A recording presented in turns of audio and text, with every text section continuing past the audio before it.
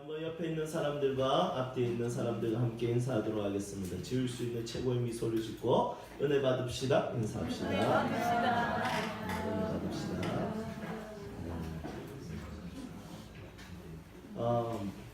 여러분, 사람은 어려움을 누구든지 당하게 됩니다.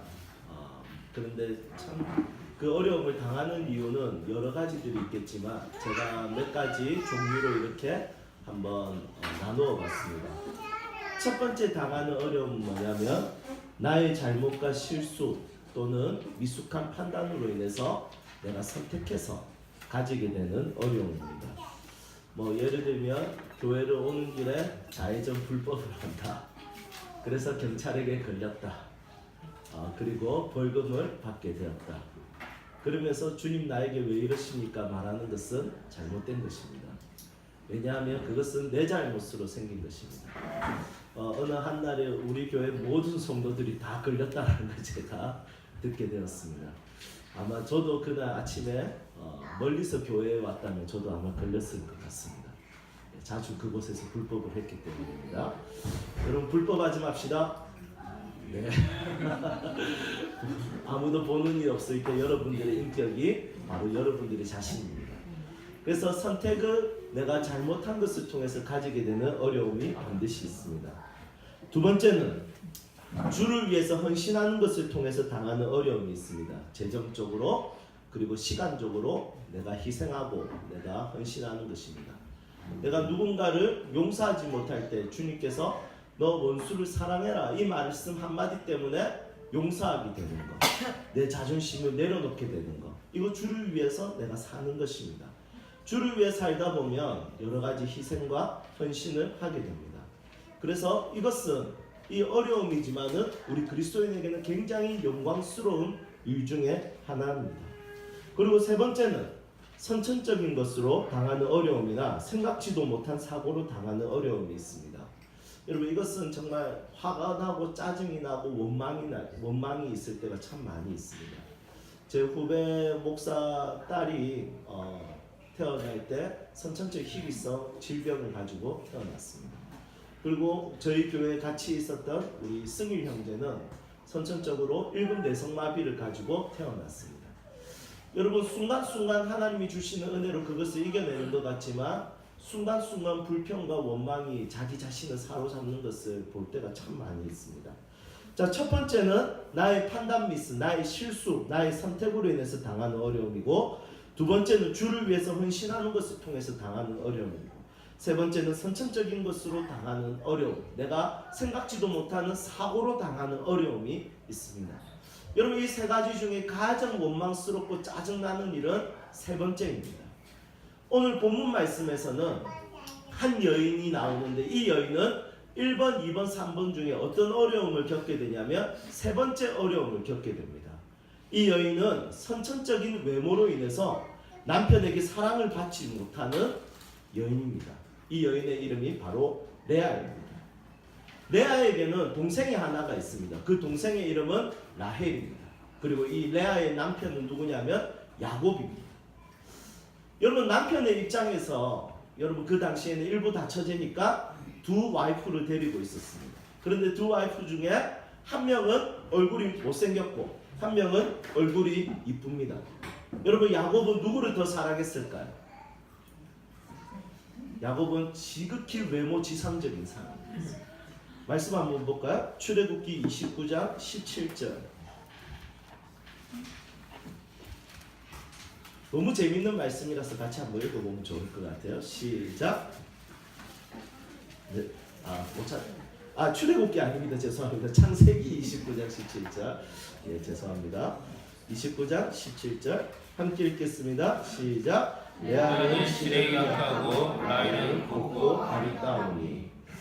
여러분, 이 말이 좀 웃기지 않습니까? 레아가 시력이 약하면 라헬은 시력이 좋다 이렇게 이야기해야 되는데 레아는 시력이 약하니 라헬은 곱고 조금 문법상 좀 이상한 것 같습니다. 여러분, 무슨 뜻이겠습니까? 물론 이 약하다라는 말을 히브리어를 찾아보면 약하다는 말 대신에 부드럽다 이런 표현이 됩니다.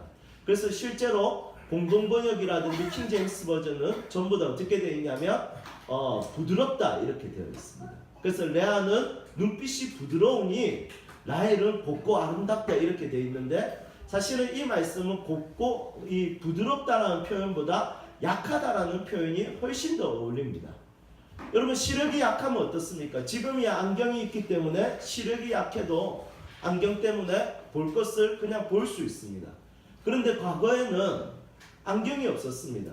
특히 이 당시에는 더욱더 안경이 없는 시대였는데 시력이 약하면 어떻게 되겠습니까?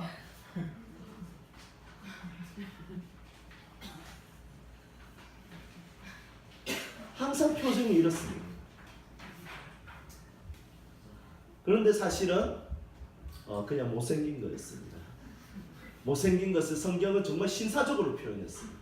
시력이 약해서 인상이 항상 이렇게 이런 식으로 표현을 한 거죠.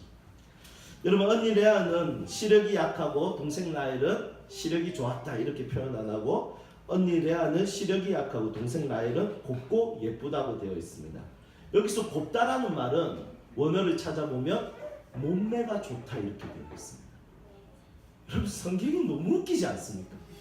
저는 성경에 나와 있는 여러 가지 기록들 중에 정말 웃기고 슬픈 것, 요즘 젊은이들 말로는 우프다 이런 내용들이 곳곳에 기록되어 있는데 그 중에 가장 우픈 성경의 구절이 어디냐면 오늘 본문 말씀이라고 생각합니다.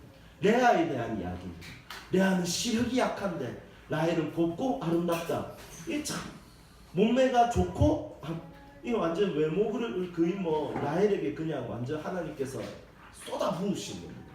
레아는 진짜 얼굴이 엉망진창입니다. 종종 우리는 그런 사람들 보죠. 분명히 자매인데 하나는 너무 이쁜데 하나는 안타까운 그런 사람들을 그런 자매들을 많이 보게 됩니다. 저도 제 동생하고 제가 어렸을 때 다니면 제가 칭찬을 많이 받았습니다. 뭐 여기 제 동생이 없으니까 뭐 아무 말이든지 할 수 있는 것 같습니다. 여러분 하지만 하나님께서 레아에게 강점을 하나 주셨어요. 그 강점이 뭡니까? 31절에 보니까 이렇게 이야기합니다. 여호와께서 레아가 사랑받지 못함을 보시고 여러분 하나님께서는 모든 것을 아십니다. 하나님께서 모든 것을 아시는데 어떤 것을 아시냐면 레아가 사랑받지 못하는 존재라는 것에 대해서 하나님께서는 돌아보게 되십니다. 하나님은 그를 불쌍히 여기게 되십니다. 레아가 누군가의 아내이고 야곱의 아내이고 하지만 야곱은 라헬만 사랑하고 라헬만 바라보고 있으니 레아는 사랑받지 못하니까 하나님께서 어떻게 하냐면 그래도 너는 남편이 있잖아 이렇게 말하고 끝이 아니라 하나님께서 어떻게 말씀하시냐면 레아는 사랑받지 못하는 것을 봤다는 거예요. 보셨다는 거예요. 안다는 거예요. 여러분 하나님은 우리의 존재의 빈 공간을 아시는 분이세요. 우리의 존재의 빈 영역을 아시는 분이세요. 하나님은 그것을 채워주고 싶어 하시는 거예요. 그래서 하나님이 채우시는 방법이 뭐냐면 레아의 태를 열어버린 거예요. 그래서 어떻게 하냐면 태를 여셨다 이렇게 이야기합니다. 그런데 안타깝게도 라헬은 야곱의 사랑을 많이 받지만 라헬의 특징이 뭐냐면 자녀가 없었다 이렇게 이야기하고 있습니다. 여러분 하나님께서 레아의 태를 여는데 너무 활짝 연 겁니다. 그냥 연속 4단 콤보로 그냥 4명의 아들을 그냥 쫙 주신 겁니다. 고대 근동 지역에서는 여자의 역할이 굉장히 제한적이었습니다. 지금은 여자도 대통령하고 지금은 여자도 국회의원하고 여자의 사회적 지위가 우리 기독교를 통해서 많이 올라갔지만 여러분 이 고대 근동 지역 사회 분위기에서는 여자의 입장은 뭐냐면 출산하는 것이 목적이었습니다. 그것이 여자의 존재의 역할의 가치였습니다. 그런데 라헬은 존재의 역할을 하지 못하는데 야곱은 라헬을 사랑해요. 왜요? 이뻐서. 남자 굉장히 단순합니다. 그런데 여자는 이 레아는 존재의 역할을 다 하는데 야곱은 사랑하지 않아요. 그것이 레아가 아들을 낳는 사건을 통해서 아들에게 이름을 붙여주는 것을 통해서 살펴볼 수 있습니다. 32절 함께 읽겠습니다. 레아가 임신하여 아들을 낳고 그 이름을 루벤이라 하여 이르되 여호와께서 나의 괴로움을 돌보셨으니 이제는 내 남편이 나를 사랑하리로다 하였더라. 아멘. 여러분 루벤은 히브리어의 벤자는 아들이라는 뜻이에요. 벤 아들이라는 뜻이고 류. 이 류라는 단어는 보다 이런 뜻입니다. 그러니까 무슨 말입니까? 남편, 내가 아들을 낳았다. 봐라. 이 봐라 아들이다. 이 뜻이. 남편 이제 그만 나이를 보고 거기 볼 게 아니야. 나이를 애가 없잖아. 내가 드디어 남편 아들을 낳았어. 봐! 뭐 이런 뜻이.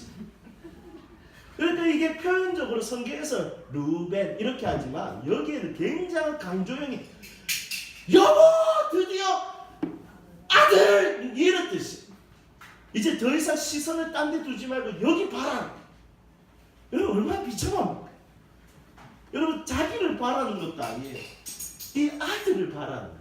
그러니까 나를 보기가 싫으면, 내가 너무 못생겨서 내가 보기 싫으면 내 아들이라도 보고 나를 좀 챙겨달라는 거예요.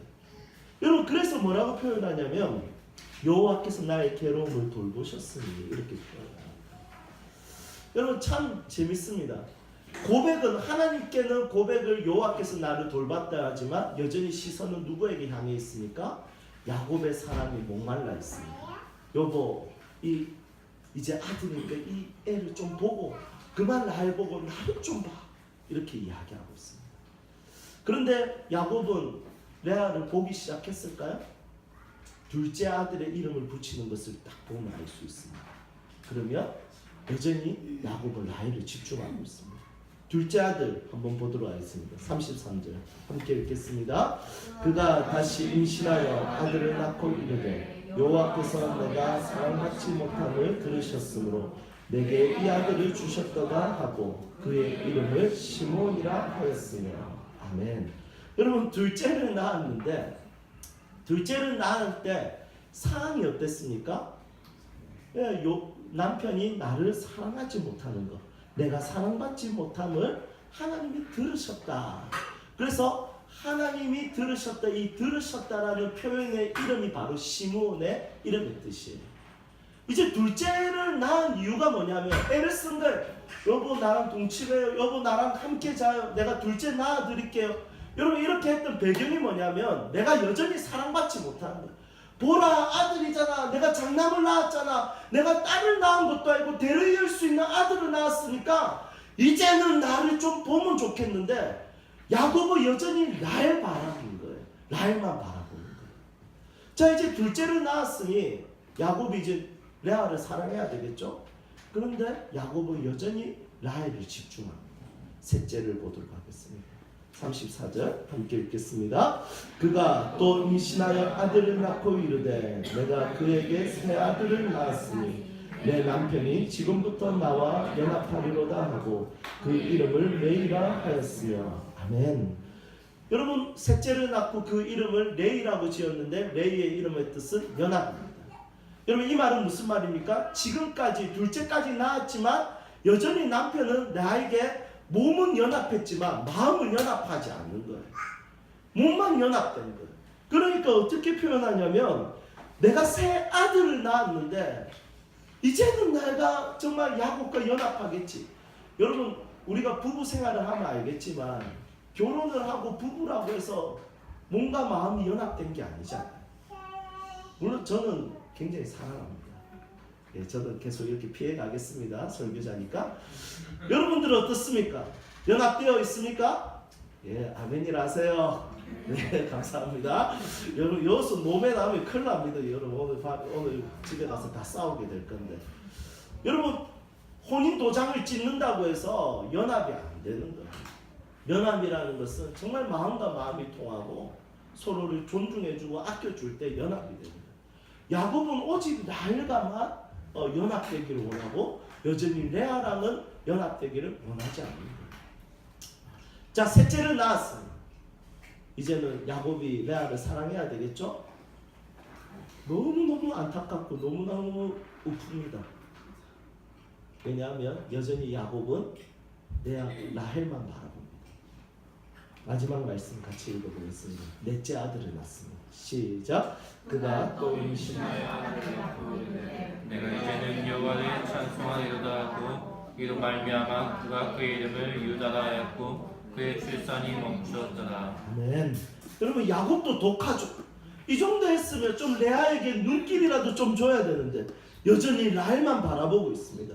여러분, 넷째를 가지고 그 이름을 붙입니다. 이름이 뭡니까? 유다. 이 유다의 이름의 뜻은 내가 이제 여호와를 찬송하리로다 라는 뜻입니다. 무슨 뜻입니까? 그래, 되었다. 니는 라헬한테 가라. 아이고, 나 이제 그만한다. 나는 이제 주님 바라볼란다. 나는 이제 주님 찬송할란다. 아이고, 들고 죽겠네 진짜. 내가 애를 이래 낳아줬는데 이 나를 집중 안 해주냐.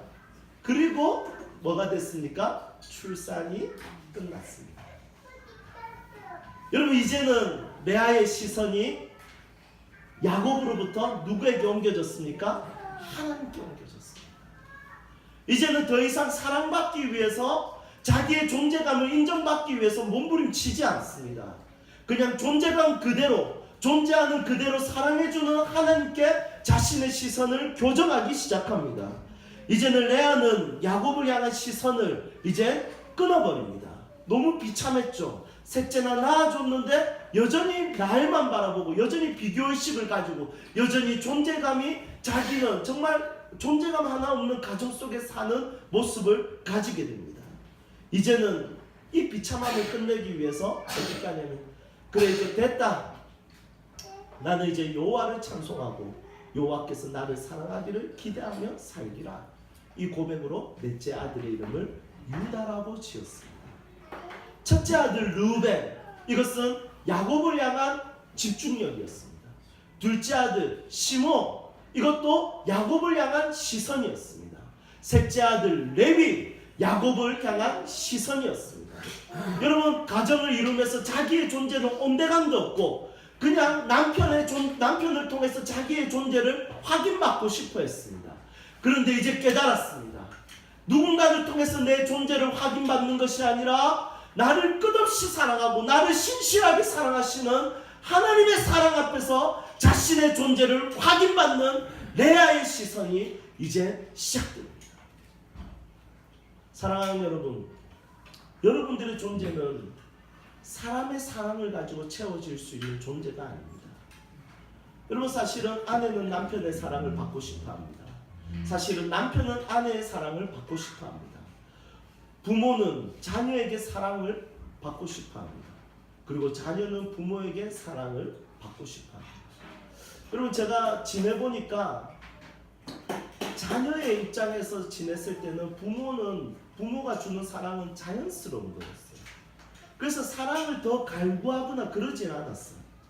그런데 부모가 되어보니까 자녀에게 진짜 사랑을 받고 싶어요. 아빠한테 뽀뽀 뭐 싫어하고 도망가고, 되게 섭섭하네. 그런데 자녀가 아빠 뽀뽀해줘 이러면 여러분 거절하는 아빠 있습니까?